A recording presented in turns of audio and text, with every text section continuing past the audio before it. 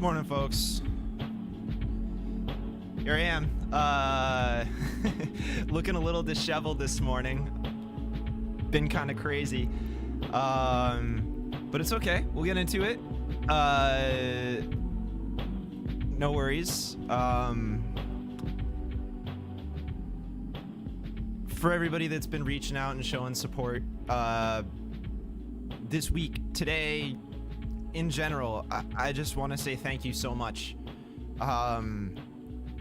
You know, I started this channel because I just really care about my hometown, and I believe that we can all always learn to be a little better, frankly. I also think we can have those conversations without having to take it personally, and that's actually something that I'm really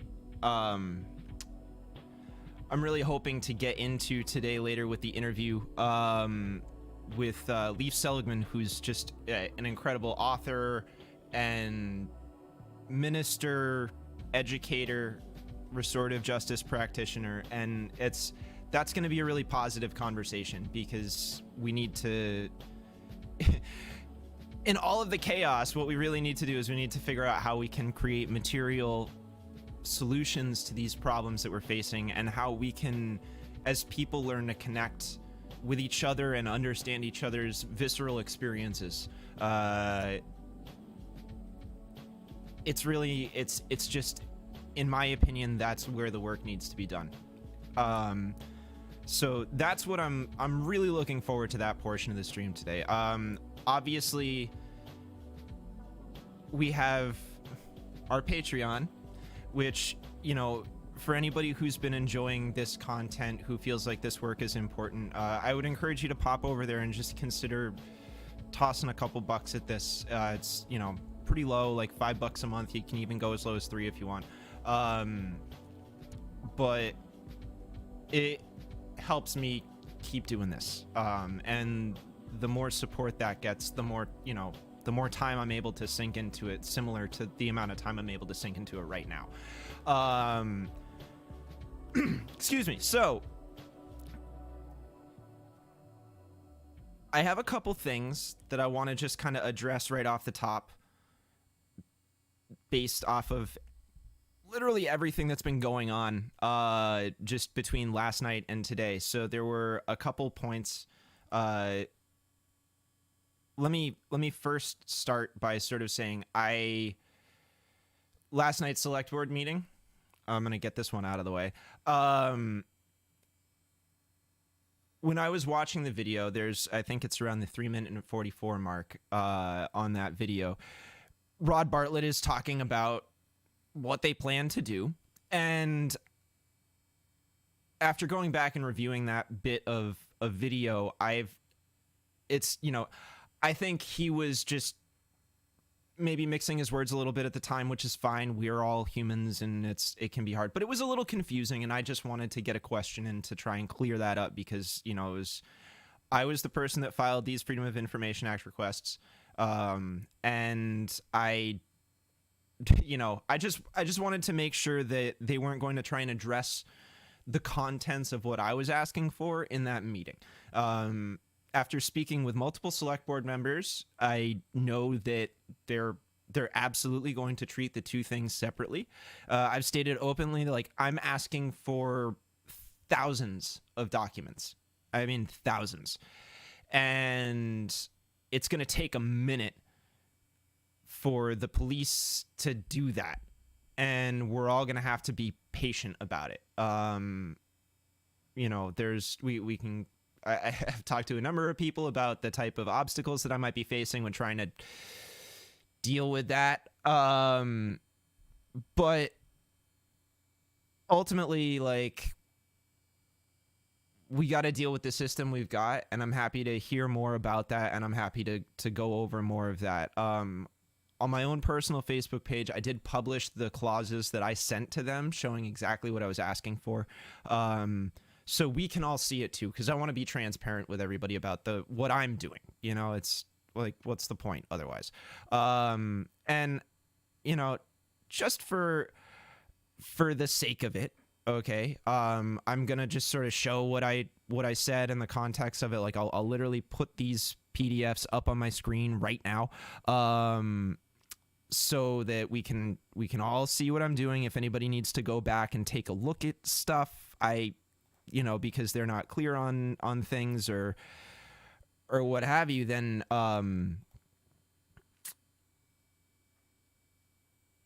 it's that's fair.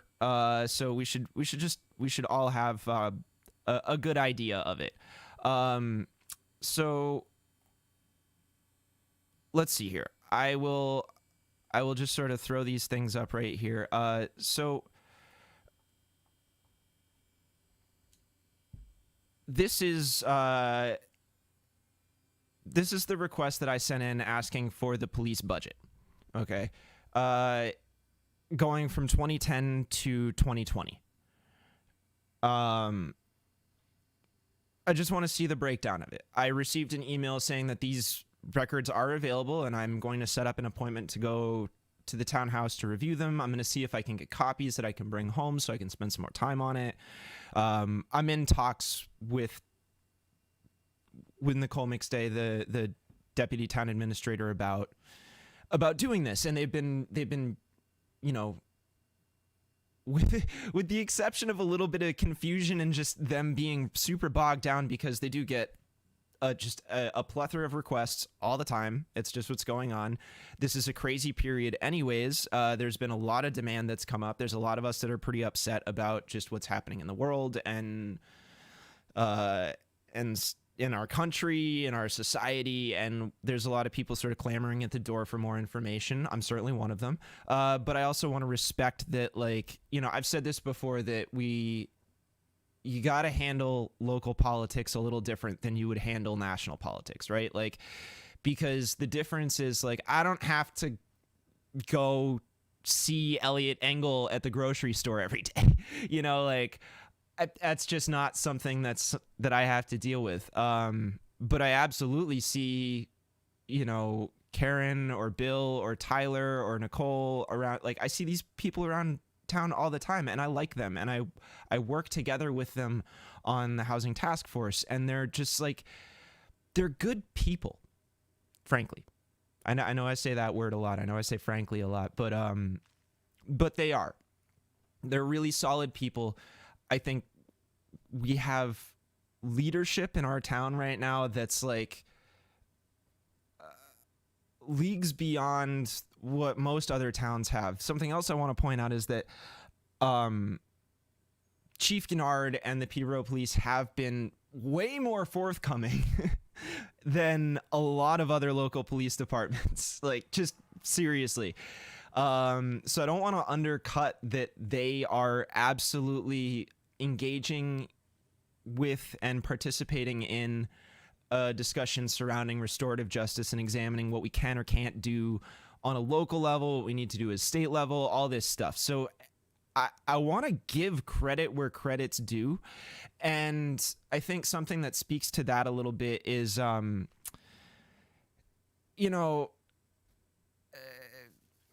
here's my lefty moment. AOC basically said, well, what does defund the police looks like? And she said, it looks like a suburb.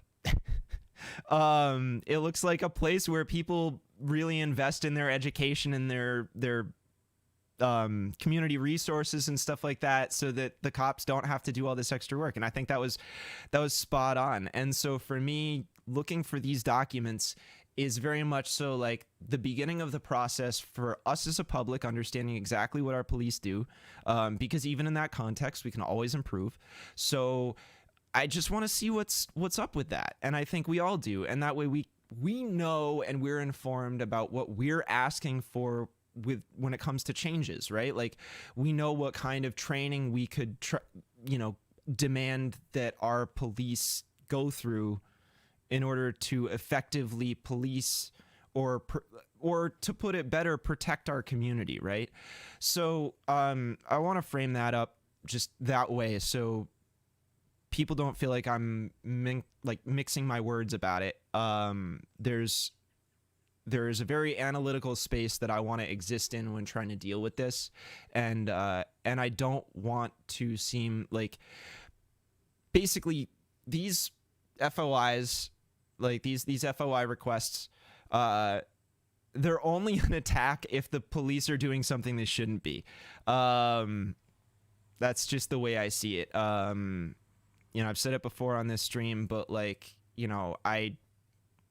I experienced an arrest when I was 18 years old, and the cop said to me at one point, if you've got nothing to hide, you've got nothing to be afraid of. So I think we can safely say that back to the police, and it's okay, and nobody needs to get offended. So, and I just also want people to understand that when I filed these requests, I did it as an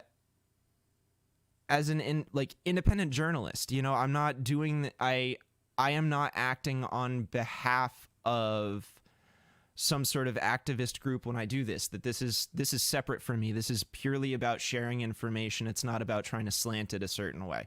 That's just that. So just so everybody knows how I am going about this, right? So still have up on the screen the budget.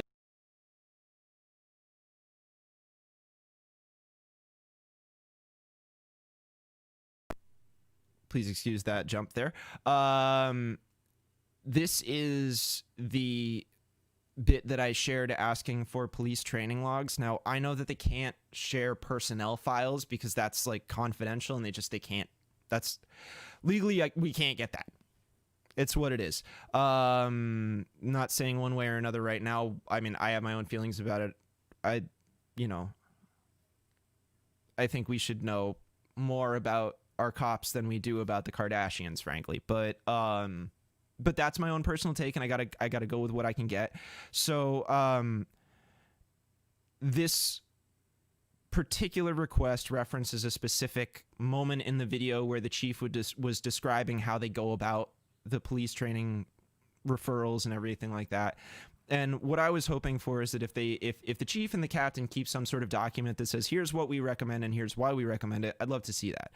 And I think we all would. I think it's just nice to know what they're thinking about their police force, as well as, I want to see, hey, what are the elective classes that our police officers are asking for? They could be demanding that they get certain bias training, and we could commend those officers for that. So there's absolutely an opportunity for those policemen to be doing the right thing, and I want to leave the space for that to get answered appropriately. I did have to get pretty specific about it, just because the way these things work, like, I'm up against a lawyer, I don't have a law degree, so I just wanted to cover all my bases. I talked to some other folks from, around the country that are doing their own filings and trying to dig up their own information to see, hey, how did you guys word this? Like, I want what you've got, that kind of thing. So this particular section is a little bit more detailed, and I've left it up a little bit if anybody wants to bounce back and pause it and read what I've written here. Please, I encourage you to take the time to do that if you haven't made it through while I'm just sort of yammering on here. This was the next piece. This one I want to be specific about, that this is requesting use of force logs. Now, something to consider is that means every single time they put handcuffs on somebody, which means I'm probably like, and this is why I say thousands, the deputy administrator got back to me and said this could be upwards of 7,000 to 10,000 documents. It's going to be a lot, folks, and I will not be able to read every single one of them myself. I'll just do my best, but that's why I want to share it all publicly, so that we can all do the digging together. We can do it as a community. We can do it as a group. Like, we're a body of people that can act, and I want to empower that as much as possible, right? Like, it's so important, because that's how democracy functions, and it's just as much as it's sort of a temperature check on the police, it's a temperature check on us and how engaged we are. And that's cool too. So I'm excited to just dive into that stuff. So I just wanted to kind of give that quick, like, here's this bit. Now, this is the part that probably folks have tuned in for. This morning, I received a message, private message, from Senator Gene Deitch. Now, I mean, anybody can bounce back in the channel. The most recent video I did was, titled "A Left Critique," Senator Gene Deitch's words on education. And I would encourage folks to, if you've got the time, to check that out, because I tried very hard throughout that piece to maintain focus on the ideological positions and the political choices that were being made. I wanted very, very clearly to not necessarily make, I've said this before, but I don't want to make an ad hominem attack on Gene in that instance, because it's way more about policy. It's way more about the mechanics of those politics, right? It's not, this whole thing is about making sure that you don't alienate a voter base. And that's really what the contents of that particular stream was.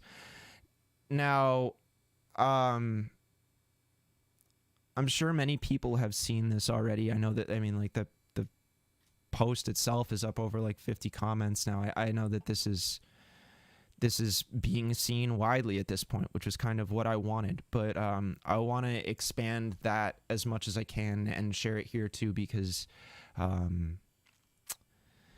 think it's important. So I'm going to throw this up on the screen.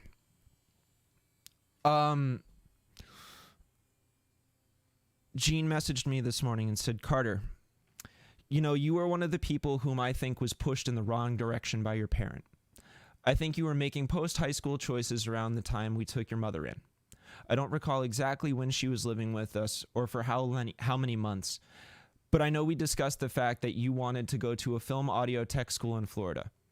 I thought this was a great idea, A, because techs are about 10 times as likely to get jobs as arts grads, and B, because it was your passion. But your mom insisted that you go to a 4-year college. Of course, it did result in you meeting Sarah. I want to take a moment here. Sarah spells her name with an H. And I want everyone to get that right." So that was good. But I have to think it would have been a better career choice to be a certified tech.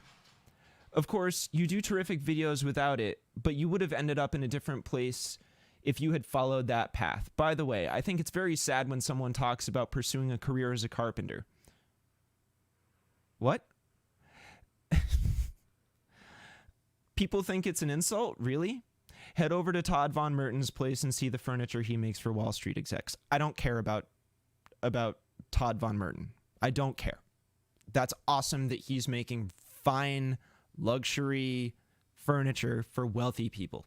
Good. Because carpentry is an incredibly fine craft. My partner is currently doing an apprenticeship with a renowned luthier, and I could not support the fine art of carpentry and woodworking more than I do. I spent time working as a carpenter myself, and I learned so much working that job. So much more than I feel like I could have learned if I had been taking a math class, frankly.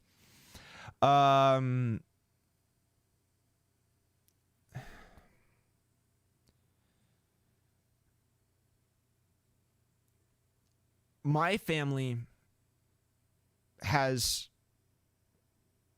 as long as I can remember, dealt with economic struggles. Okay. Both of my parents have worked creatively in the freelance industry as a graphic designer, in the case of my mother, as a cartoonist, animator, programmer. In the case of my father, they are incredibly knowledgeable people, and they have, whenever they don't know something, they go and seek out that knowledge. And they've also taught me to accept when you don't know something and to go and look it up, right? That's a practical knowledge that I value more than anything else. Jean has asserted here that she knew better than my parents about what was good for me, what would work. Here's the deal. This conversation aside, I made the choice all the way to go to a 4-year art school. I made the choice to not attend or even apply to Full Sail, which is the school that she's talking about. I knew people that went there. I didn't want that path. I wasn't interested in it, frankly. And, you know, I'll put this back up.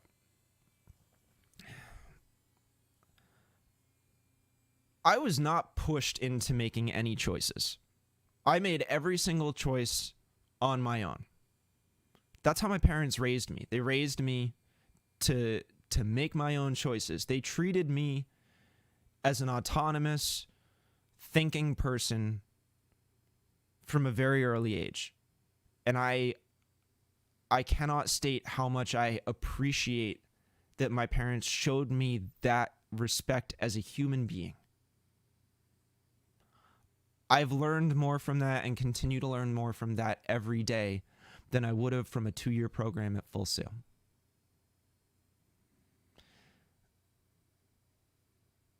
We had trouble affording the home that we had. It was really big.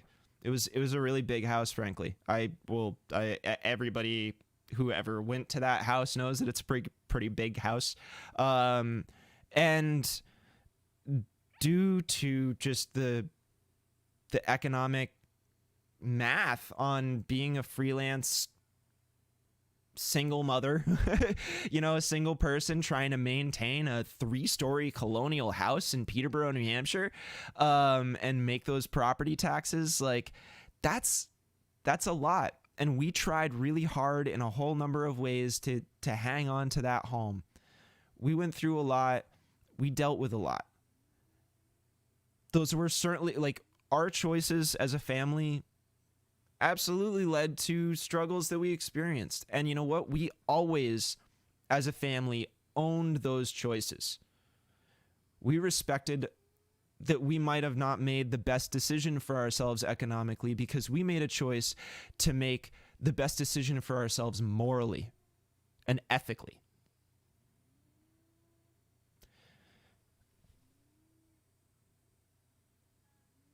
My parents, my mother, should never have to deal with someone offering them help and then using it, much as I said in my previous stream, as a badge to make a point.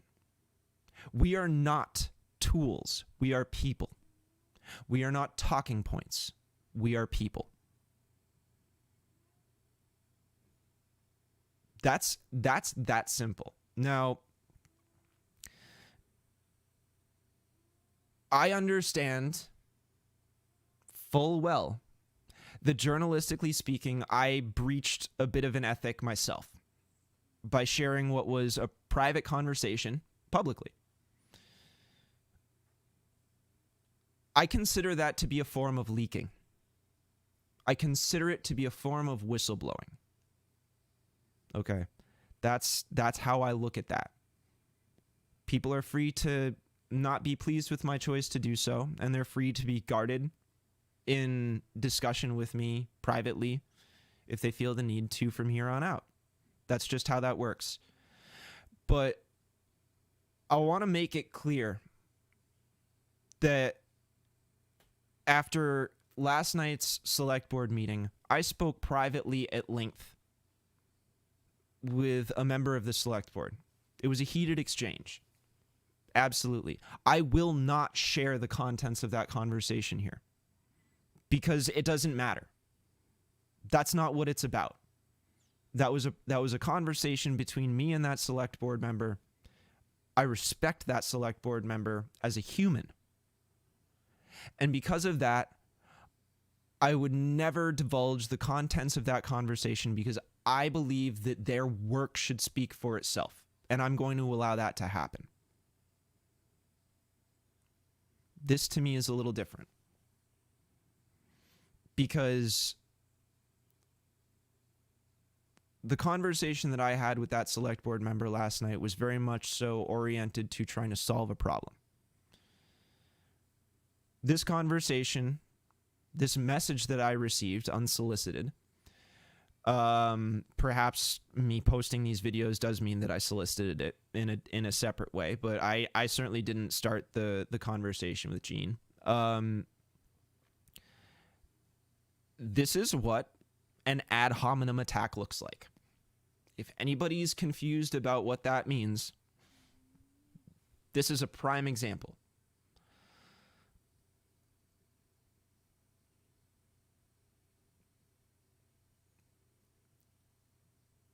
Jean is also in a much different position. She's a state senator. Okay, that's like... That is a significantly more powerful position than a state rep. Okay, talking about just like sheer numbers.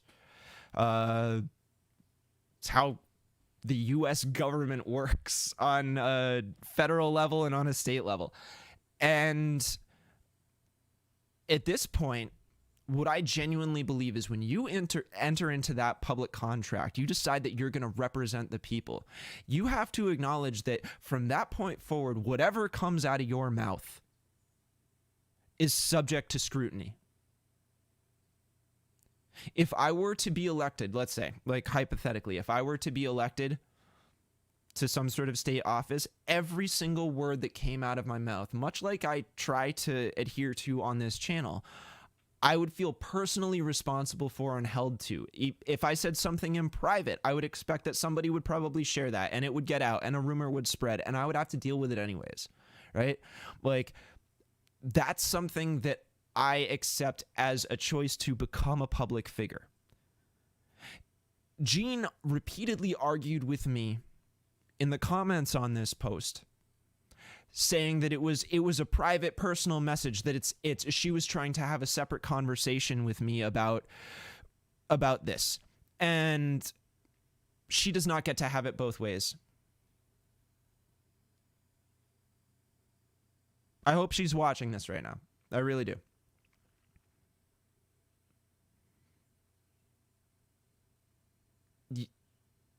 Gene, you cannot have this both ways. And I do not personally think that it is ever a good choice for us to be holding up, putting in a position of power somebody that has such weak theory of mind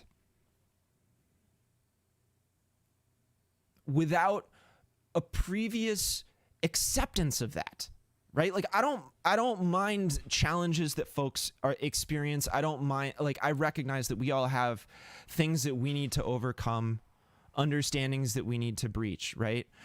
But I have experienced, and I have heard from many others experience, that this is a consistent problem that Gina has had for decades. She has had plenty of time to examine herself, to consider this, but she has not taken that time to do so. She won't. I have requested, many people have requested that she reflect on this repeatedly. And every day she chooses not to. Every day she chooses to come out into these comment threads and just defend the semantics without ever acknowledging the underlying ethical issue with what she says.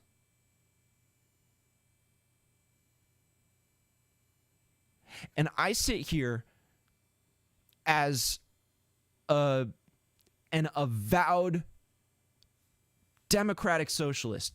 Label me what you want. I don't care. You know, when I say that I will happily accept this seat no longer being blue, if it means that we as a community can come back with an actual response and never put a candidate like this forward again, ever. Because I believe that we as people should be adequately represented by our elected officials. Otherwise, democracy is not working. That's just the reality of that.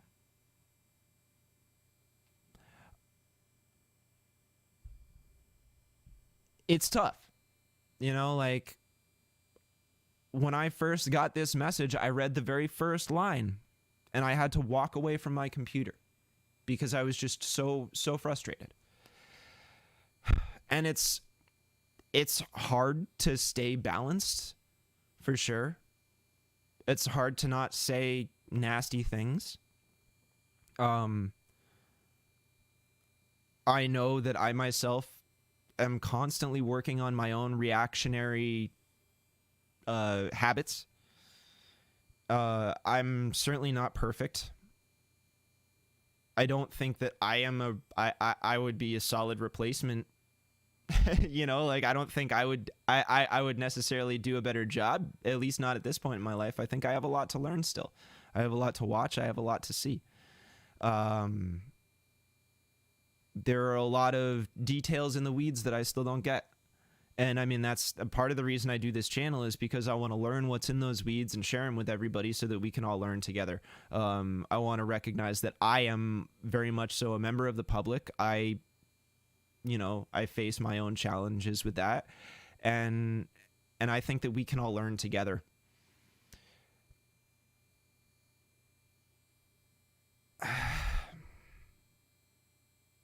But this crossed a line.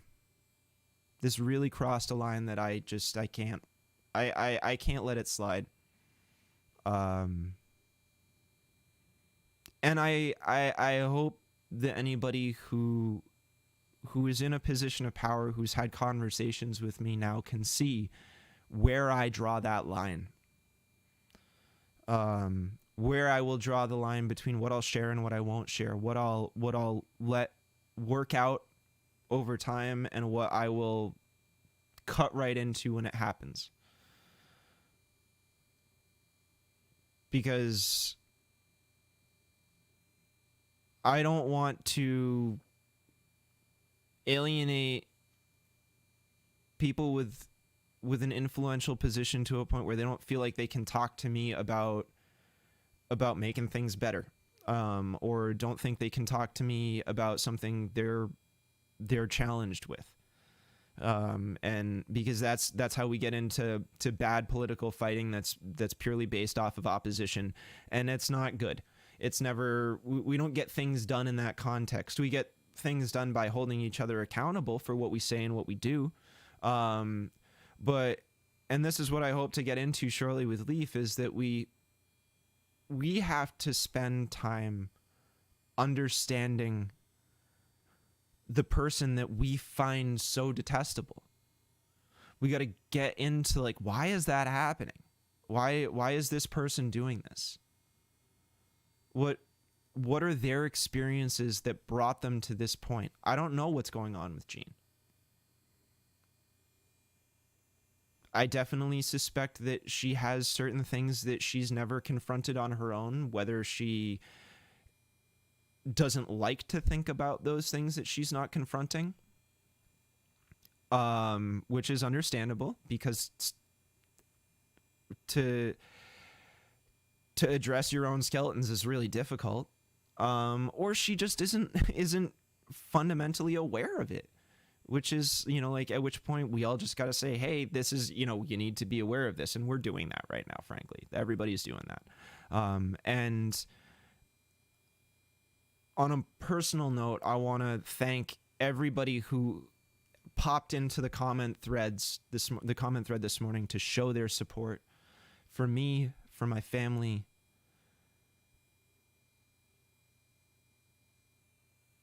Say what you will. I mean, like, everybody's entitled to their own opinion, but I love my parents.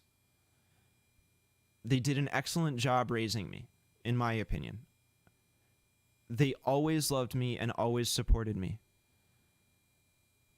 They were also willing to let me make my own mistakes and not control my life, not push me into something that I didn't want to be in, to get me,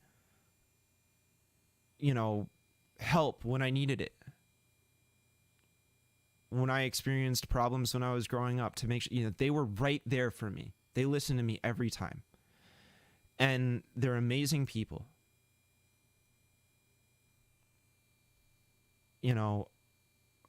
My mother represented the Peterborough district in the House of Representatives for a long time, and she'll be the first to say that she just got burnt out on it.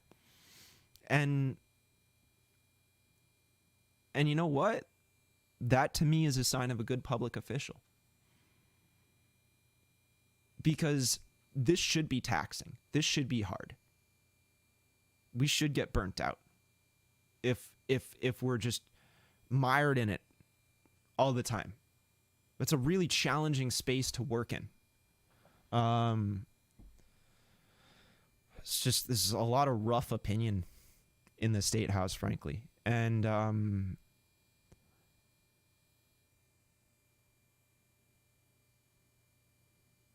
I just,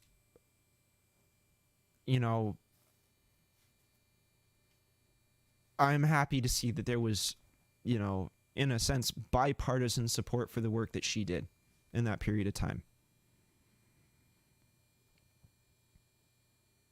So I think that's all I'm going to say about this for right now.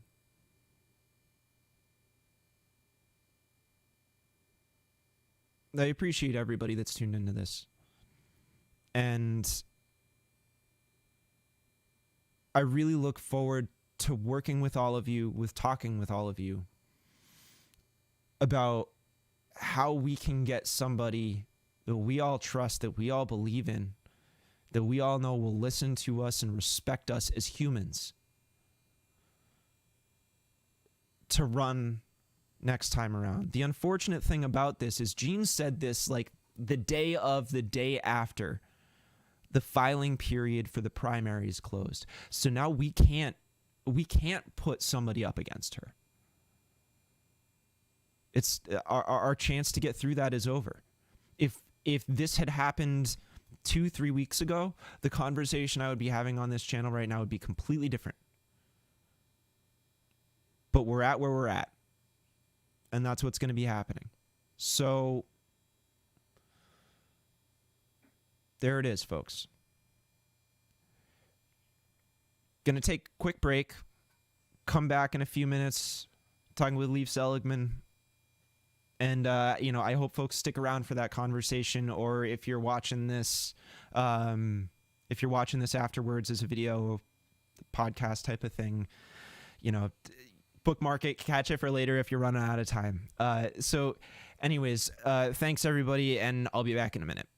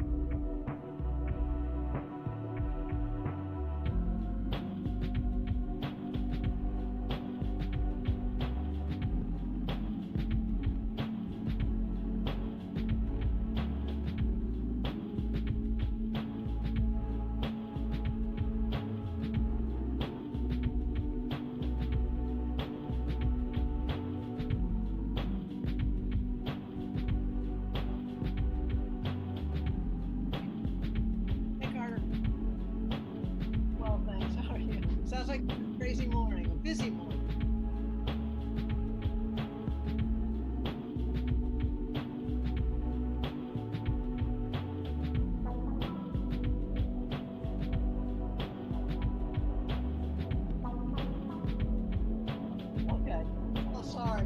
So hellish.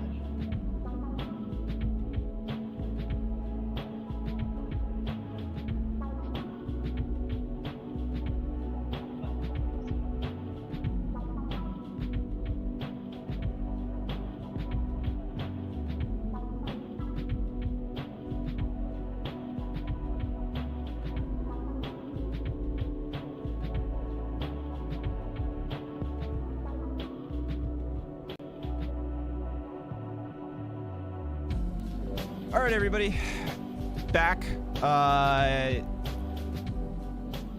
Right now we've got author, professor, minister, restorative justice practitioner, just all around awesome thinker and human, Leif Seligman, joining us today to just discuss some broad stuff that we can do to meaningfully implement change in our communities. Leif, you're on. Thank you so much for joining me today. Thanks for having me. I'm delighted to be in conversation with you. Oh, awesome. Yeah, me too. So, I guess let's start out with, for anybody who's not familiar with you or your work, why don't you just tell us a little bit about yourself? Well, okay, I love that. I love those open-ended questions. Yeah, I know. I try to keep it like, a little amorphous, but feel free just to. I want to give you an opportunity to control the conversation a little bit here. That's lovely. So, I would say that what matters most to me is connection and a sense of connection with all being and the awareness that I'm connected to all being all the time. I would say that my life work is redemption. And by redemption, I mean freedom from detriment or harm, both the freedom from the harm that we experience and freedom from the harm that we cause, and understanding that freedom from detriment doesn't come because we can escape harm, because I don't think that's possible as a human being. It comes knowing that we can heal it and heal from it and with it. So I would say that any of the work I do, is nice you listed, sort of some of the jobs that I've done or do. Right. All of them are related. All of them are about redemption. So when I write, I'm trying to write in a way that invites readers into a deeper understanding of the people or the situations that I write about. When I teach, I'm trying to create a learning environment with students so that we can free ourselves from the harm of a lack of critical thinking, that we can free ourselves from the harm of a lack of compassionate thinking, and that we can, so that feels part of it. Certainly any kind of ministry that I do, whether it's kind of formal, meaning sort of uppercase, recognizable ministry, or whether it's more lowercase, just ministering to, being of service with, that's also about freedom from detriment, freedom from harm. So it doesn't matter whether I've been a jail chaplain, whether I've been co-facilitating alternatives to violence project workshops in a prison, whether I've been for a couple of years I worked with the city of Keene and their juvenile diversion program, and trying to obviously divert kids from juvenile court and all of that. I mean, it doesn't sort of matter, just kind of how I move through the world. I hope, I mean, I have this sort of ethic that I try to live towards, which is to do no harm. It's impossible to do no harm, but it's certainly an arrow that I try to follow, like to do as little harm as possible. And if I can along the way seed some healing, then that would be excellent. That would sort of balance out I mean, I don't think any of us mean, but I'm aware, like I'm wearing a shirt and I don't know where it came from, but probably the human beings who made it were harmed in the process. They were not paid Yeah. well. They were in unsafe conditions. I mean, I wish that weren't true, but I'm going to guess I got the shirt from Land's End or something, or LOB years ago. And so that's what I mean, like to do no harm. Well, okay, I did do harm. I bought into I bought into this world, this capitalism, this corporate capitalism, this, we want cheap clothes more than we want a healthy planet for everybody. So and I suppose that matters in my introduction, because I certainly don't in any way pretend to think that I'm any different than any other human being. I don't think anybody wants to cause harm. I think not all of us, though, are willing to be accountable for the harm that we cause and say, What can I do about that? And so I guess my work in the world is to invite people to create a space that feels brave enough for us to do that work, to say, oh, this is really uncomfortable.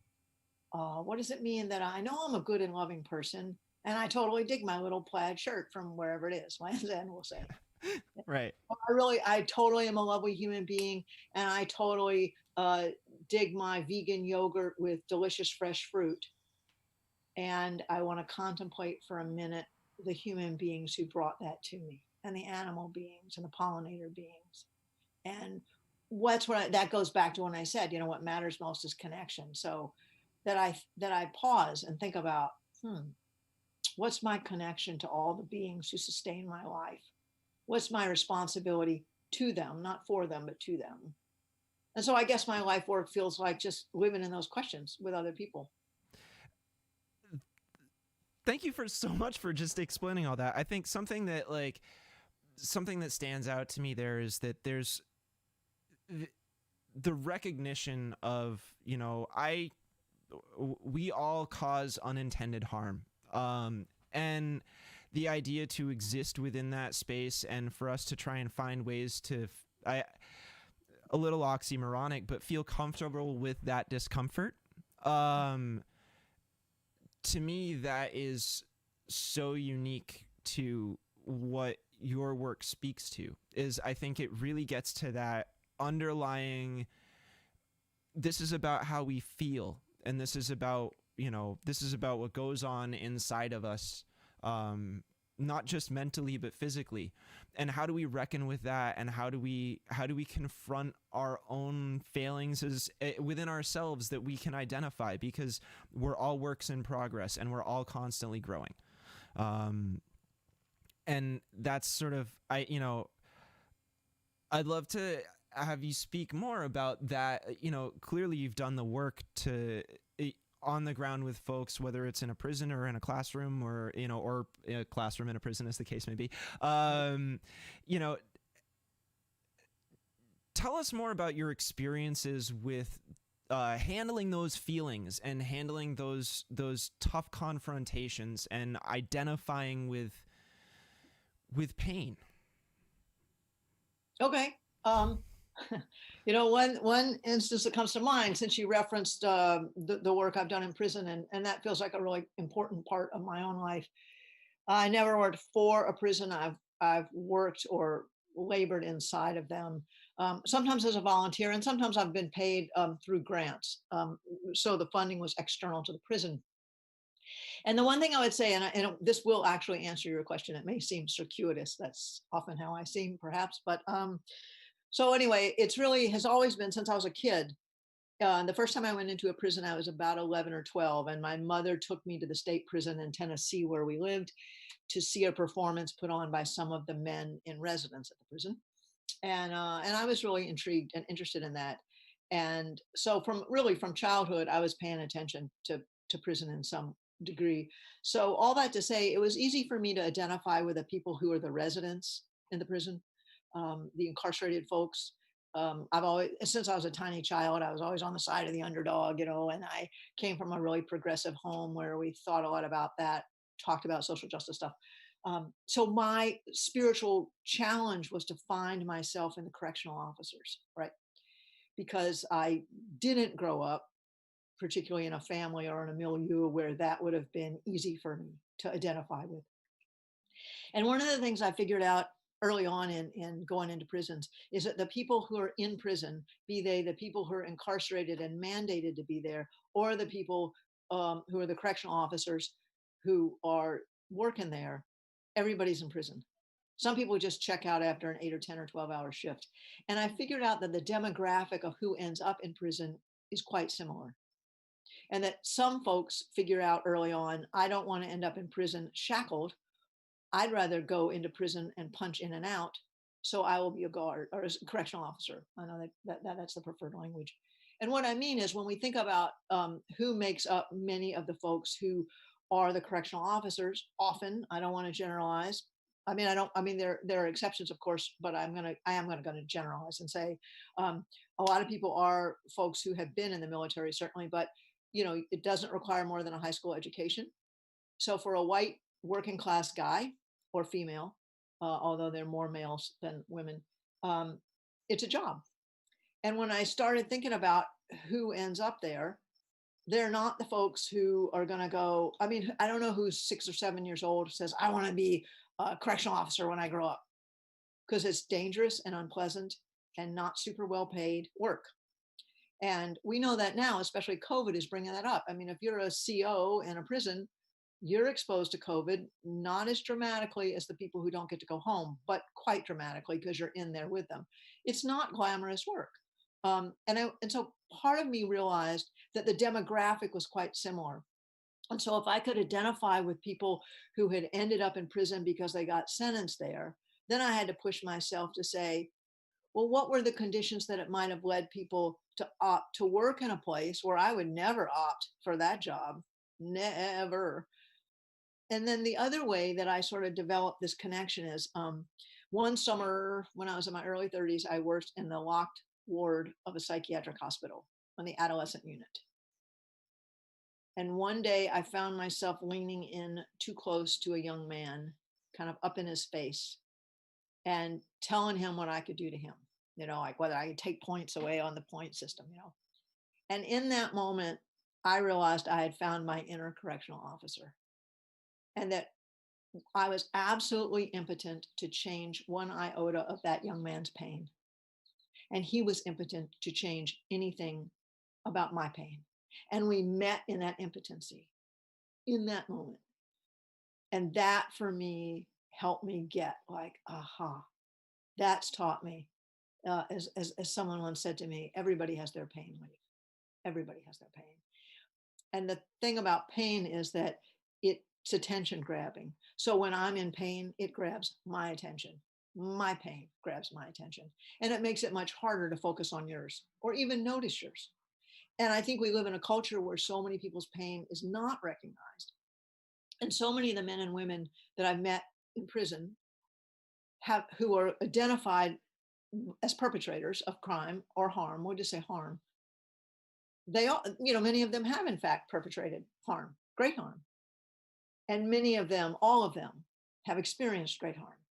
And I feel like, which is not to justify the harm they caused, it is simply to acknowledge the harm that they experienced and to say, when we don't adequately acknowledge and respond to and try to heal that harm, it's going to be super difficult for those individuals, be they us or anyone else, to recognize someone else's harm, right? Because if, seriously, like if somebody just like wallops you in the face and like, you're like, oh my God, this hurts so much. And then I stand next to you and go, oh, Carter, I'm having some pain.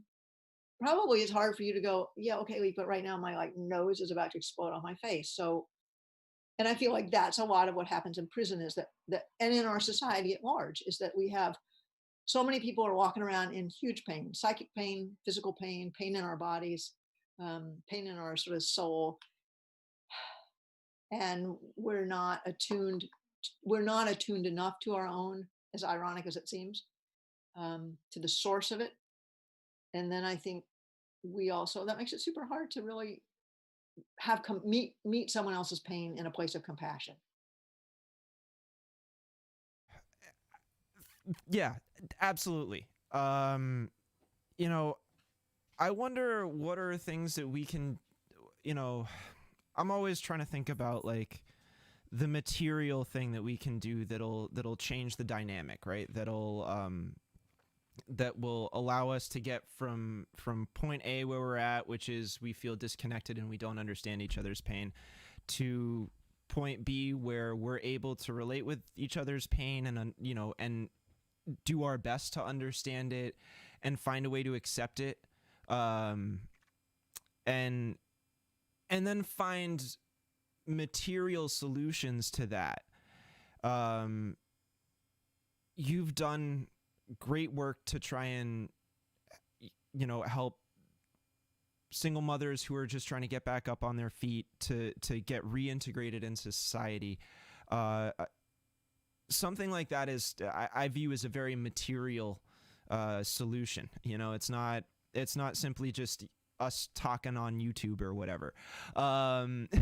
It's it's giving somebody a second chance. It's saying, whatever you went through, it doesn't matter. It's about making sure that you're part of our society. And I think a lot, from at least from my perception, um, much of the reason and the crime and the struggle that we all face is, in a way, a product of our disconnection to our communities and to our society.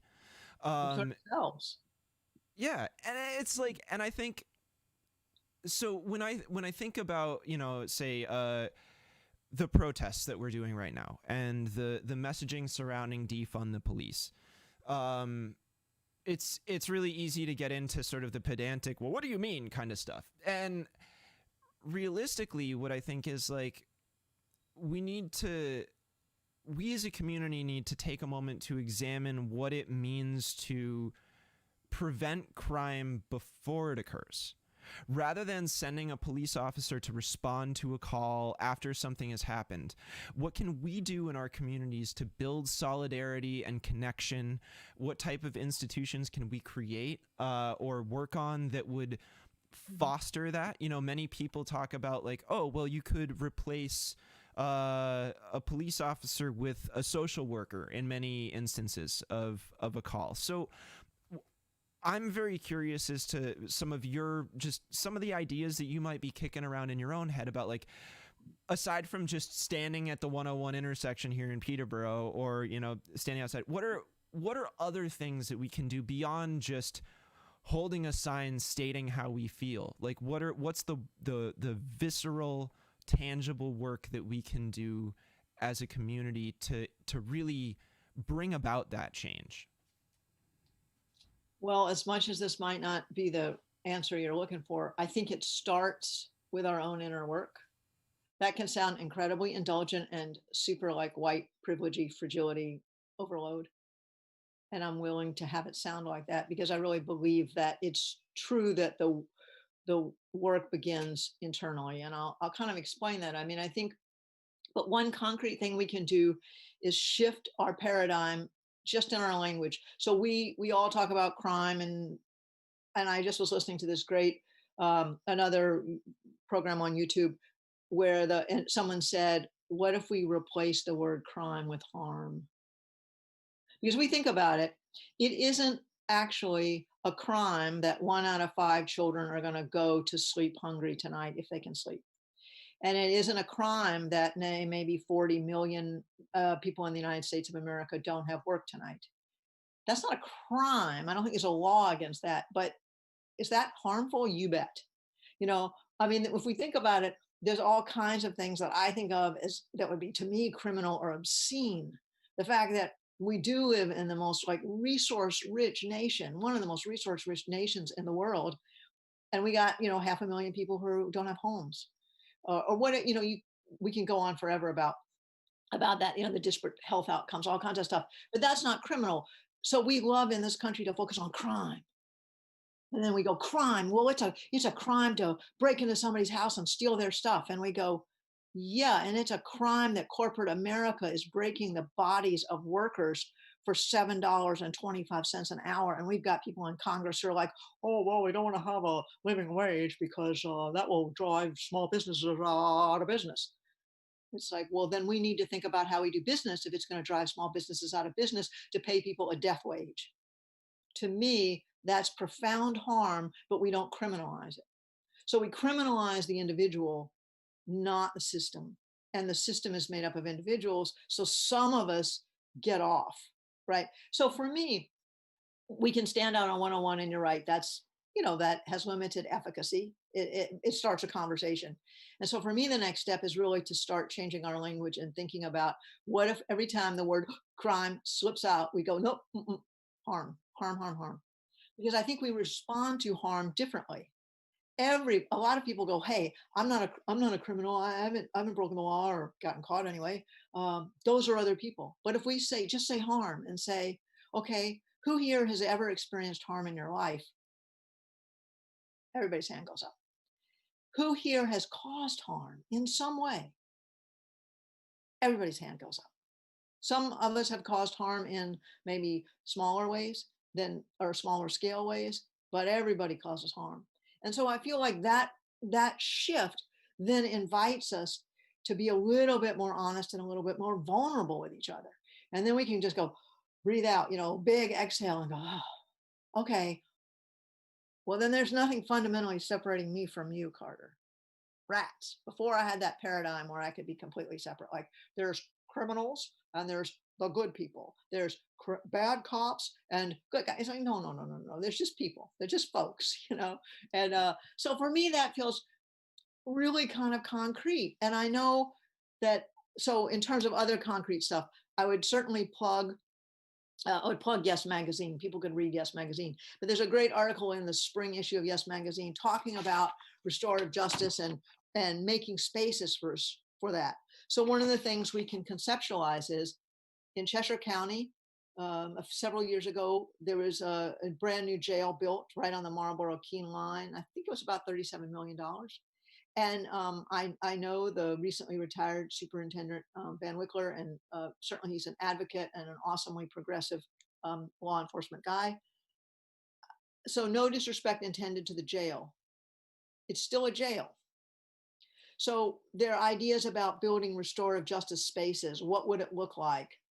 So, I think part of what we can do is really think about conceptualizing what are the physical spaces we build, how do we construe them. I think about schools in that way. For me, schools often look like boxes with little rooms that are boxes inside of boxes and rows and desks. And one of the things that as a result of the COVID-19 pandemic, right, children have had to be schooled at home. And not suggesting that spending 8 hours in front of your computer is the answer, but it's taught me, and I know that lots of children have apparently had negative educational outcomes or academic outcomes by virtue of not being in class. But I'm hoping that interruption will make us go, what would happen if school didn't happen in a brick building 8 hours a day? So I feel like the first steps are just to use our imaginations to say, okay, what if it's sort of like I used to do this exercise when I was a minister and we were imagining visioning in a church. And I would say, okay, so hypothetically, if we all showed up on Sunday morning and our building had burned to the ground Saturday night, what is it we really would need to replace or keep? And what if we could start over, what would we do? And some people would go, well, the church has left the building. What if we didn't have a building? What if we had a van? What if we just went around and went where there was a need? And had some shovels and pails and dirt and seeds and band-aids and all kinds of cool stuff. And that's what I mean. Like, so for me, I guess I would say I'm not as practical as probably as you are, other people who can say, oh, this is how we need to build it. But for me, I live in the world of how can I begin to reimagine or imagine something really different? And that feels like important before we, so, like you said, we have conversations about, I start with some other wonderful dedicated people. I helped start a little nonprofit about, I think it was in maybe 2014 or 15, and it's no longer it's no longer there. But its purpose originally was to build a healing house for women coming out of jail. And then when we realized we didn't have the organizational capacity to operate a house at that point, just because we were this tiny little board of 5 people with no funding, we thought, what can we do for no funding, basically? And we figured, well, we could provide mentoring and recovery coaching for women coming out of the jail so that would give them some support and hopefully help, create a foundation, not only for them, but for our community so that we could have a community where everybody has a chance to flourish. And I think that was something that was sort of concrete in terms of thinking about, and we just had to imagine, well, what is it can we do with the resources that we have? Instead of going, well, okay, we couldn't have the healing, we're not quite ready to buy or build a house for 5 or 6 or 7 women, so let's go home, never mind. It was kind of nice that we could say, okay, well, that's kind of, we bit off a little more than we can chew. What can we do? And then we figured out this is what we could do. And by the time we stopped doing what we did, it wasn't sort of an act of failure. It was kind of because in the 3 years that we've been operating and the 2 years that we've been offering our program, recovery coaching got such a foothold that people were then able to get paid to do recovery coaching. And we had a volunteer model. So understandably, the people who volunteered for us were like, well, hey, if I become a certified, recovery support worker, I can bill for that. So the point is that actually, I think we furthered not just the conversation in our community, but some concrete action. So that was a long-winded answer. Sorry. No, but it's great. And there's okay, so there are a few things that you hit on there that I think are like actually get at the crux of the problem, right? Because I can sit here and I can say, okay, well, what are meaningful institutions that we can develop that would do this, right?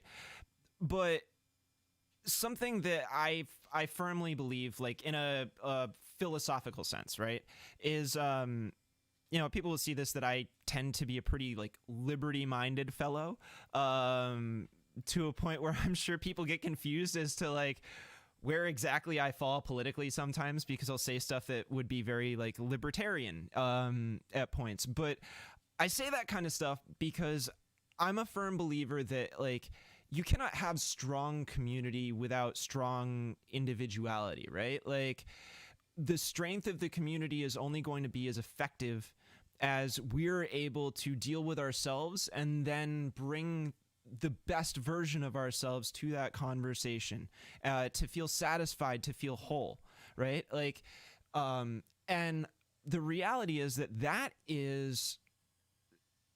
that work gets done, as you pointed out, in like one-on-one conversations where we get vulnerable with each other and we explore those places of harm and those places of pain. So it's like, in many ways, positive institutions will naturally be born of those ground level conversations between people, and as we connect and speak with each other and learn more about each other, we'll actually be able to say, oh yeah, we agree on this together. Like I think like we all know that this is what we need right now. Let's put that together. So I think it's what you're talking about here is a really important link that many people are missing between the individual experience, the economic experience, the worker experience, the visceral experience, and the policies or institutions that we actually use to create the guardrails of our society. So that's sort of like I wanted to try and follow and hammer on that point because I think that's a really strong place to approach this problem from. You and I had talked the other day before this stream about the difference between where we're at in our heads versus where we're at in our bodies. Mm-hmm. And I think this is now the part that helps us as individuals in our own reflective space be able to understand what we need to bring to the table when we have those conversations that I was just talking about.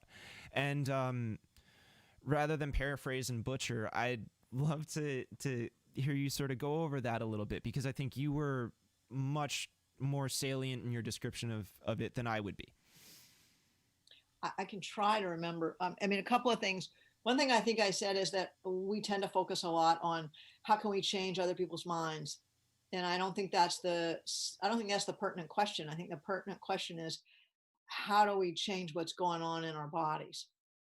And I say that because, um, for instance, last Saturday I was in Dublin at the vigil on 101, and we were holding up our signs, variations on Black Lives Matter, say their names, that kind of stuff. And I noticed that, many people in their cars driving on 101, some of them honked and thumbed up, many of them did not. And many people just looked straight ahead, just they didn't want to make any eye contact, right? And now I can't know what was going on in their bodies, but I can reflect on when have I done that? When have I felt like, oh my God, I don't want to look, I don't want to make eye contact. And I can tell you that in those cases, for me, it's been when I've either been afraid or threatened in some way or ill at ease with myself. Because if I'm at one with myself and whatever's going on, generally I can make eye contact. I can, and I can even look at signs that I may or may not agree with intellectually. So I began to think about what's going on for those folks and what we know about the work or the research around trauma and just the human physiology, right? If my body, I can be telling myself in my mind, I'm not afraid, I'm not afraid, I'm not afraid. But if I've got an elevated heart rate, if cortisol and adrenaline are pumping through my body, and I am, and my body system is going alert, alert, my prefrontal cortex goes offline. So my capacity to engage in rational, critical thinking, dialogue, or thought disappears. And yet, so often, I think especially progressive folks try to do it, because we loves our words, we love our words. We're often quite verbally facile, and so it's our tool, and we try to use it for the greater good. And I'm aware, though, that if we're not paying attention to what's going on in our bodies and other people's bodies, it's not super helpful. And that's why I think the other day you and I were talking, and I actually had this idea that before we engage in those meaningful one-on-one conversations like you and I are having now, that we have the conversation one-on-one with ourselves. What am I feeling in my body right now? Where am I scared? What's scaring me? Where's the spear landing? Uh, People I know across any political spectrum are afraid right now, rightfully afraid. The world looks different no matter who you are than it was a year ago. And the uncertainty is compounded certainly by the pandemic. There will be other pandemics. Um, for some people, the unrest in our cities and our towns feels new, and probably for people of color, it feels like about 500 years old, not so new. But I think it's really useful to ask ourselves, where is that, and where's the excitement in our bodies? Because I think a lot of people I know are excited in that what's going on is either something is breaking here and it's breaking open, or it will break us apart. And I like to believe that this is a breaking open, like a seed pod, and the breaking open is required, or, a chick pecking out of a shell. The shell has to break for the new life to emerge. And so I want to believe that a new form of life for us can emerge here. And so I'm excited about that.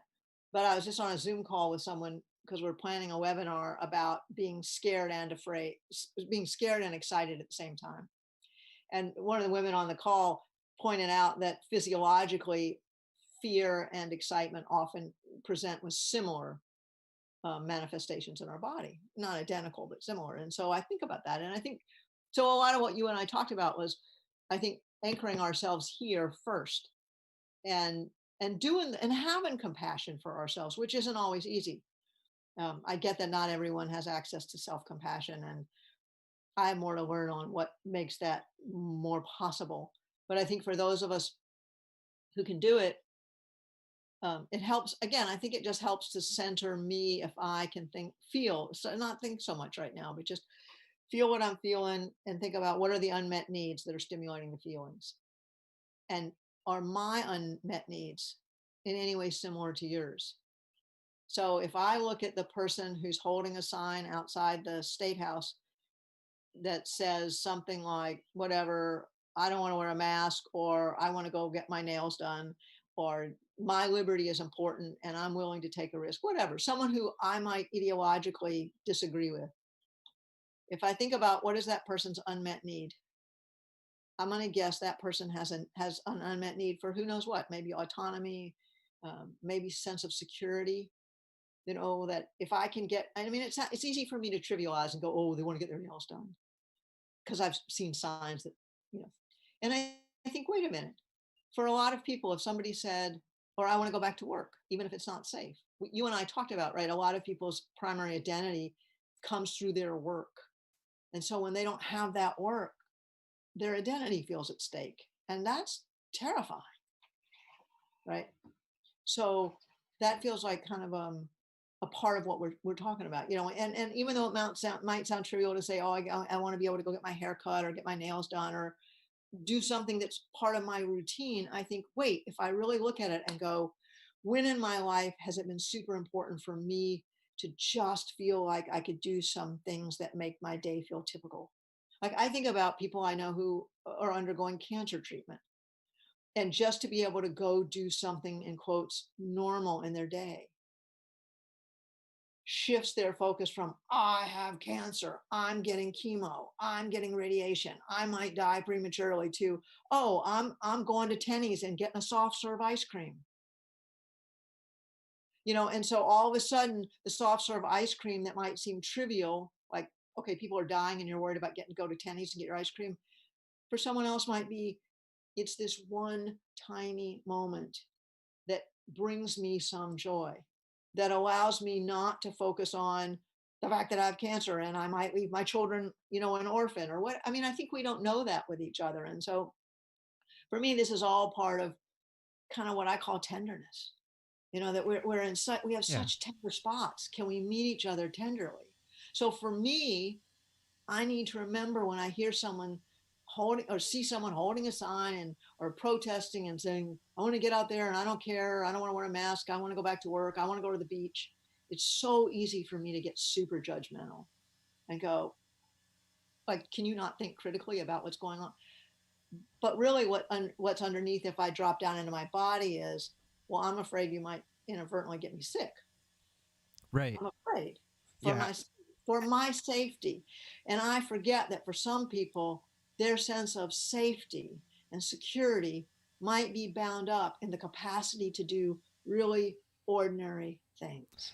And not to cut you off here, but I think there's a piece that was written a while back by journalist Linda Trado, who she's now pretty nationally known because she lost her eye getting shot by a police Right. bullet, like a non-lethal round, and she wrote a very, very, just like, in my opinion, seminal piece about the experience of being a working class poor person in today's society. She talks about smoking. She uses smoking as an example. That, yeah, she knows it's bad for her. She knows it is going to seriously harm her health long term. She also points out that when she can only scrape so much together and there's no, she's living out of hotel rooms and just trying to keep it together, like that that cigarette gives her one brief moment of respite, of calm from the deluge of crap that she's dealing with every day. And it's like, when people say, oh, well, just be more healthy, or, go get exercise or do this or what, why don't you save your money or things? It's like,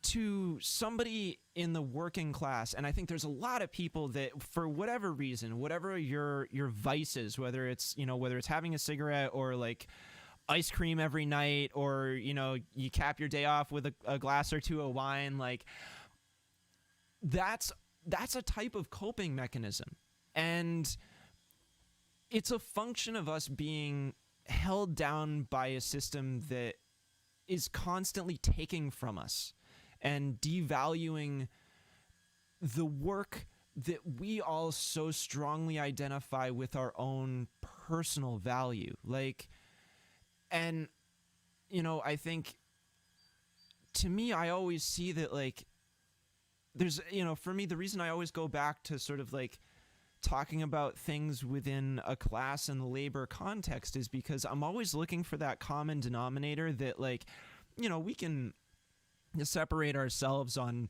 gender or racial or religious lines all the time.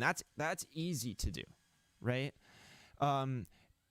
It's harder to look for that commonality that we all have regardless of those differences. And what I find so frequently is we all feel a sense of who we are based off of not just what we've done in the past and everything that we've worked for our entire lives, but the thing we want to do next, the aspiration that we have as individuals who are very limited in the choices that we can make. Not everybody can go out and start a business that they would love to start. Not everybody can go out and get a job that they're perfectly qualified to do, because that's not how things work anymore. Um, and I just, I'm always looking for us to try and examine it from that common denominator level.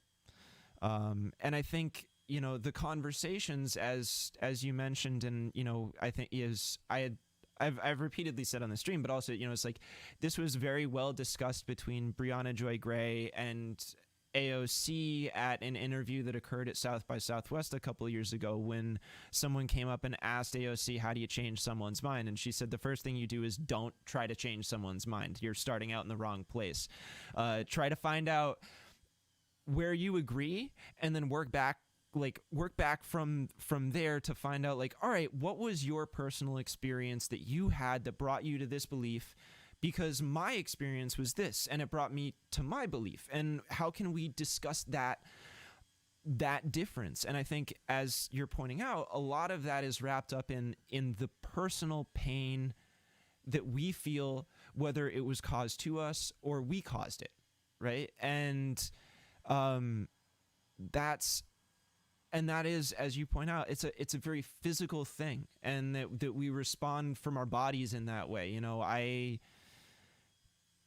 as I spoke on in the stream earlier today, you know, I had a moment like that myself this morning, where I received a message that I felt very personally attacked by, and I was trying as hard as I could to learn how to say, okay, I'm feeling that feeling right now, and use what I've become familiar with as like mindfulness training to try and say, okay, I'm going to sit with that feeling for a second. I'm going to feel that feeling and not try and think about it and not try and reason through it before I start reacting to it or responding to it.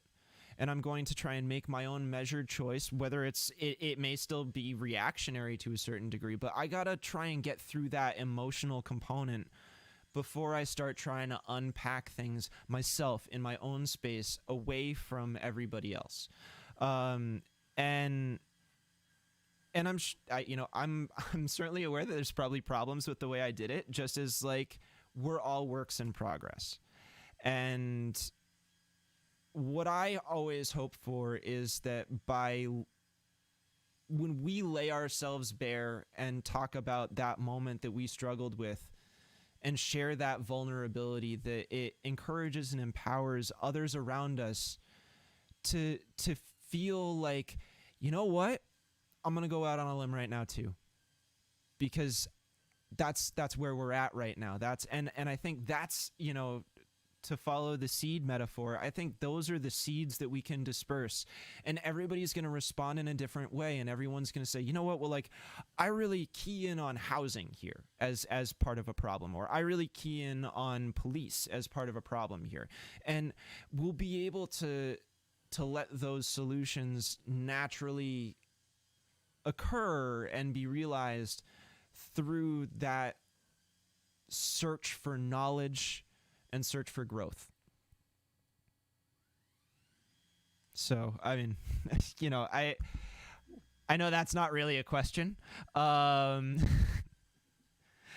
I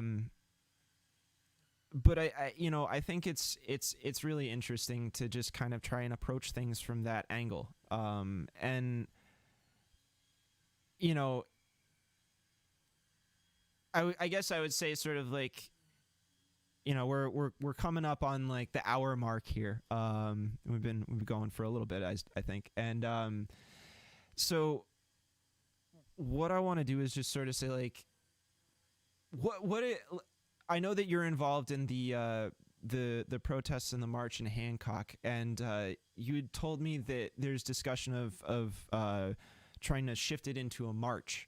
And speaking with another colleague here, it sounds like the next time we do one of these, we're actually going to try and march what I understand to be the Children in the Arts route all the way to the police station here in Peterborough. Are you guys trying to do something like that similarly in Hancock?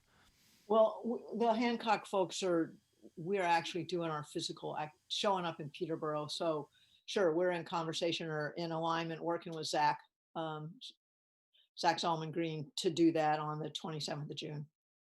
So yes, we are. And if it's okay though, in the last few minutes we might have, I would love to go back to actually what you said that wasn't overtly a question. Is that all right? Absolutely, absolutely. Let's do it. Yeah, you've got Yeah, the because I floor. mean, like it's all so yeah, and this and and this Saturday there's another vigil on 202 in Hmm. Peterborough. People can find that out. But what I would love to do with this just a few moments because something that made me think about is the value of vulnerability and the fact that like I had an experience this past week where something I did sort of quasi professionally, how I showed up, I did it really poorly and I disappointed someone deeply. And he had the courage to write and tell me that, email me and say, hey, I was really disappointed in how you showed up and I didn't feel like you fulfilled the responsibility that you said you would take. And I sat with it and thought, he's absolutely right. And I took responsibility and I wrote back and said, I hear your disappointment that I failed to do. And I enumerated 1, 2, 3, 4.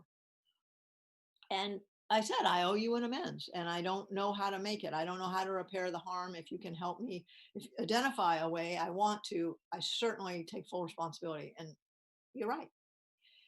And he was super gracious and wrote back and said, I accept your apology, which was really lovely. And I'm bringing that up because that was a situation where my vulnerability. And one, I think it's disarming. Anytime any one of us are willing, and I don't know your situation, so I'm not speaking to your situation. It made me think about this situation with me and something you said about when we can meet each other in a place of vulnerability. I think that's great because it's just one, it's disarming when anyone says, hey, I'm trying to get it right, but in order to get it right, sometimes I'm going to get it wrong. So we're all going to make mistakes or do things in a way that we wish we could do better. And I'm aware in listening to some of the conversations I've listened to for folks of color, especially, vulnerability gets weaponized against them. And I'm also thinking about, you talked a lot about, you and I have talked a lot about class, especially as a sort of as a distinction, sort of thinking about white working class folks. And one of the things I've heard over the years, often from people who might identify themselves or be identified as white working class folks, is, hey, I've worked hard for what I got. I pull myself up. I did this. I want to be self-sufficient. I don't want social entitlements. I don't want my tax dollars going to pay for someone else, fill in the blank, some disparaging racial or ethnic term for those individuals.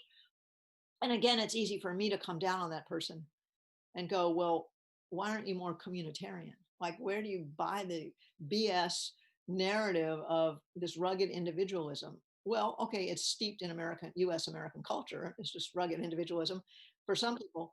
But what I've learned is that in many, many communities, especially sometimes communities of color and communities of people who've been marginalized, and also indigenous communities, there's a very different worldview, which is that the community is where the strength lies, and that the good of the community supersedes the good of any individual. And I realized that if I've grown up in which I didn't, but if I'd grown up in sort of a kind of working class, perhaps, or just a place where people really were told overtly and covertly, it's important to be self sufficient, do it for yourself, don't depend on other people, then it would be easy to live into that narrative and then to armor up, as Brene Brown would say, and not expose your vulnerability and not talk about how incredibly hard and painful it was not to be able to collaborate, not to be able to depend on others or feel that you could or express your weakness or cry. And that, how would that not turn into this scab of resentment towards people who appear to want to seek help from others? Now, a lot of those folks might just do it out of necessity. They need a community because they have to have a community to survive. And so I just wanted to say that because I feel like one of the things that sort of the beginning of the conversation we can do is think about the ways in our own lives that we have either weaponized, meaning used as a weapon against someone, their vulnerability, if they've dared to show it, and how that's happened to us. And when in our lives have we been able to be vulnerable and be met with compassion? And because I feel like that's a really important piece for us, because I know I'm all about vulnerability. I'm really self-disclosive. I'm able to tell you some of the great mistakes I've made in my life and not be ashamed to just say I learned from them. And I realize I have been given the privilege to do. I'm not going to lose my job for that, because I don't think, well, I could, but I doubt it. You know what I mean? I'm not probably going to lose my circle of friends. I've certainly been a pariah in this community for mistakes that I've made professionally. So I absolutely do know that I can have a Harvard education and be a pariah in Keene, New Hampshire, because I've had that experience. It's what made me a great jail chaplain, is I know how it feels to have people judge me in a way that didn't feel particularly fair. So anyway, I just feel like that's part of the conversation, and I wanted to pick it up before we disband. No, and I really I appreciate that you just said that, because it's like I feel the same way about this channel, this digital space that I've created. And I know that I've definitely fallen into that a bit myself. Just, I mean, even in recent weeks, even today. And it's, you know, I'm certainly, you know, I would never demand that others engage in that themselves, because that's unreasonable and it won't actually help. The best I can do is say to anybody who watches this or who meets us or who talks to us out there that, like, feel comfortable approaching us and talking to us about this, having these vulnerable conversations, um because we want to have them, and having that vulnerability exposed and talking about that is what's going to get us to that next step. Really, I truly, like, that what you just said resonates with me so deeply. And I hope that for other people it resonates as well. And I also hope that if it doesn't resonate, that you're, you know, anybody who feels that way is able to just take a minute and think about it, because that's all we're saying. You know, like, you know, just consider it and examine it, look at it critically. um you know, we're not saying everybody has to go public and tell all their you know, all their darkest secrets. That's hardly the case. No, no, no, no. But I do think it's worth acknowledging, like for those of us who are able to be vulnerable, to acknowledge that privilege, the privilege of that. It shouldn't be a privilege; it should be a human right. Right. But I'm really super conscious of, listening to this conversation on, again, somebody else's YouTube channel, where Black women were saying, "Hey, if we're vulnerable, we lose our jobs. If we're Yes. vulnerable, actually, we lose our lives."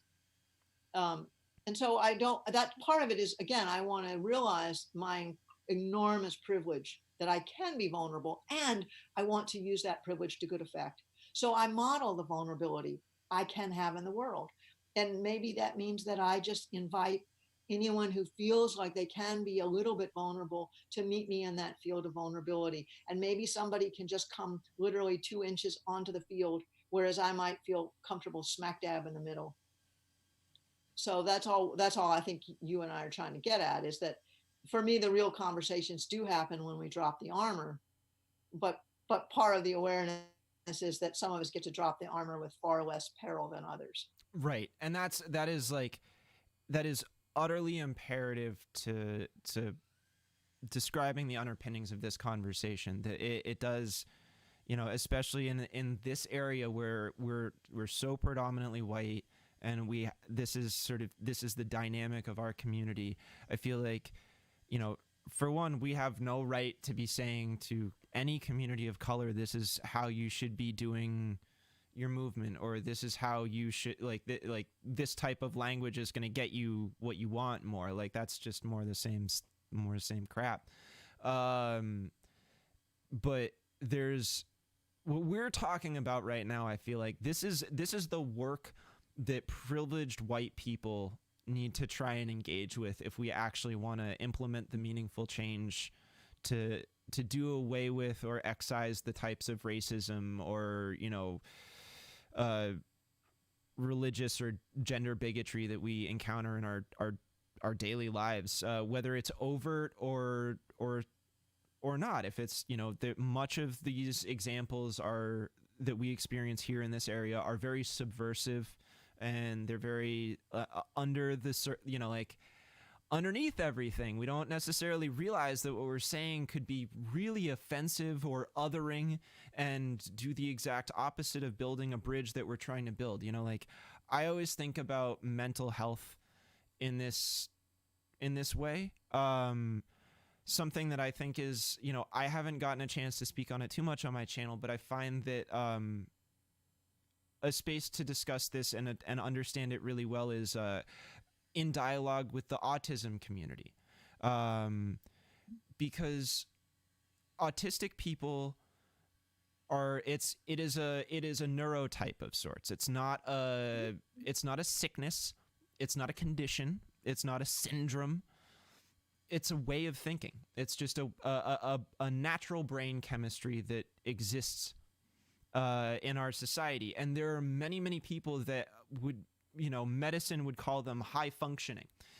And that's not only a misnomer, but it's also led to many people going their whole lives, into old age, not realizing that they would fall within this spectrum. And I don't mean it's like there's one side of the spectrum and another. The way to consider it is more like a rainbow in a circle, and you can have different points that gravitate more towards the center or more towards the outside. And I really encourage people to, as a side note, to go to AANE and learn more about autism. This is, if we're talking about police violence, this is a space in which, like, anybody that's familiar with autistic people or autism in general is familiar with the concept of a meltdown.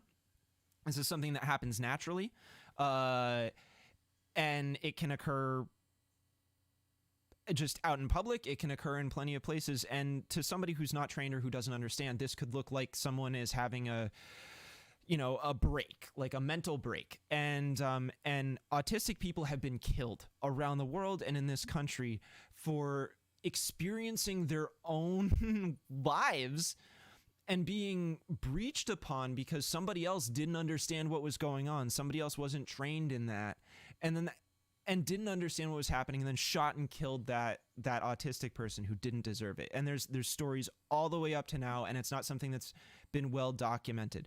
And that's and that is something that affects you no matter what your gender or religion or race or social or economic background is, right? That's just something that happens. And so here, what I would say is, like, for us white people, let's pull up some other tabs and examples that we can kind of think our way through and say, like, all right, how do we understand this type of lack of awareness that we have about the experiences of people who we don't have a way to like, we, as maybe in this instance neurotypical people, don't have a way to empathize with that because we've just never been exposed to it, right? And I don't know where I am on that scale, frankly. I don't know if I would even be neurotypical if I went and saw a doctor. But it's something that I've learned a lot more about lately, and I think, like, that type of reaching out and understanding the dialogue within the community and trying to recognize the voices of the people on the other side and just give them the space to say what they need, and for us to say, oh wow, we didn't understand that. Like, we just didn't, we historically have not understood that at all, and we all got to do some learning, and that's okay. So, not to throw a big old rant on there about that. It's something I personally am pretty passionate about. And I, but I think it's all a big part of the conversation. So thank you, Leaf, so much. Yeah, thank you. I really appreciate it. Yeah, and it was really great to talk to you too. And I look forward to seeing you out there at the march. And just, I look forward to keep doing the work with you, and hope that we can we can use this conversation as a way to start some other conversations too. So That would be awesome. awesome. Hey, you have a great day, Leaf, and we'll catch up soon, okay? Okay. Take care. Boy. All right, everybody. That was Leaf Seligman. And that was like the exact conversation that I needed and wanted to have after the morning that I've been through.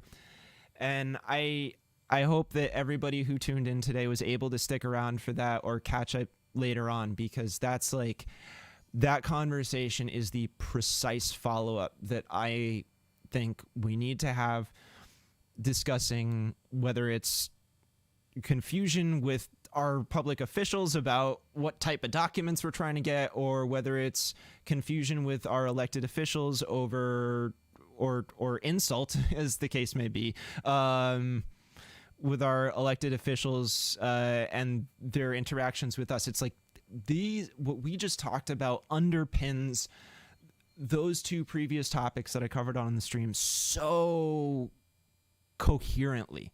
And I mean, like, I watch my own stream, but I'm gonna have to roll back on this whole conversation and just listen more. Like, I don't think that I even remotely received all of that we talked about.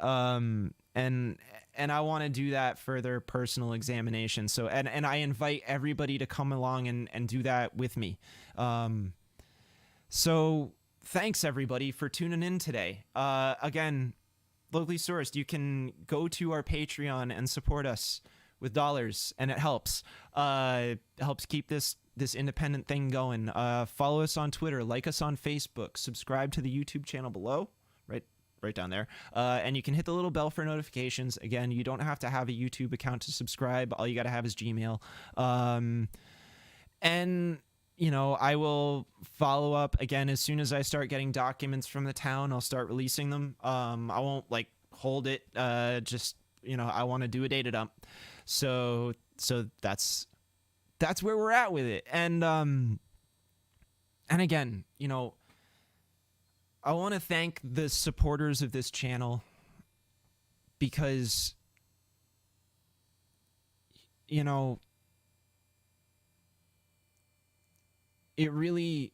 shows me that this community, like the outpouring of support that I've received for so much of the work that's happened over the past week or two, has been immense.